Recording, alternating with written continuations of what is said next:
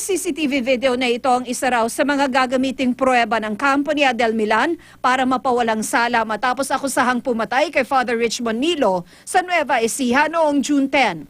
Ayon kay Atty. Larry Gadon, kuha raw ito noon ding June 10 mula sa CCTV ng Teodoro Dionisio National High School sa San Isidro na may 1 oras daw ang layo sa Zaragoza kung saan binaril ang pari.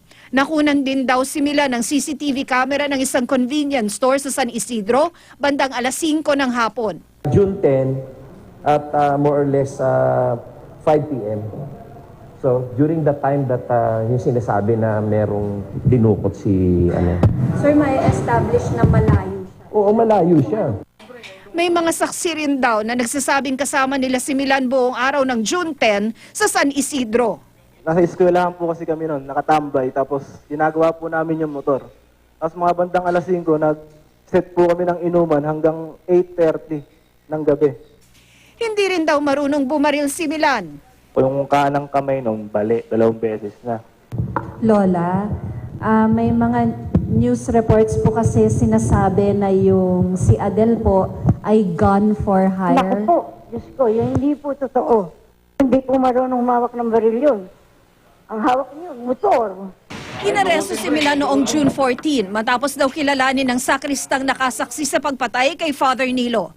Kwento ng lola niya, bigla na lang kinuha si Milan sa kanilang bahay ng 7 lalaking di man lang daw nagpakilala o nagpakita ng kahit anong dokumento. Ayaw raw sanang sumama ng kanyang apo. Basta sumama ka, sabing gano'n. Hindi pa ako sasama sa inyo, wala akong kasalanan. Parang huhuli ng baboy. Fall guy daw si Milan ayon sa kanyang abogado. Sinasabi naka-white daw yung naka-motorsiklo. Ito kitang-kita naka-black. Yung motorsiklo, ang description is blue. Yung motorsiklo ni Abel is red. Tumanggi na muna magbigay ng pahayag ang Nueva Ecija Provincial Police Office. Pero nitong Lunes, mismong si PNP Chief Oscar Albayalde ang nagsabi, hindi kagagawan ng PNP yon na gagawing fall guy si Milan. No? Dahil yung bata na nagturo sa kanya, yung altar server, sinabi niya, nakita daw niya harap-harapan yung assailant dyan, yung bumaril sa kay Father Nilo about mga 2 meters away.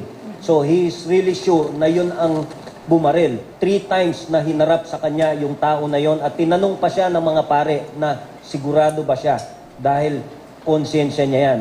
And he said yes, sigurado siya na yun ang bumaril kay Father Nilo.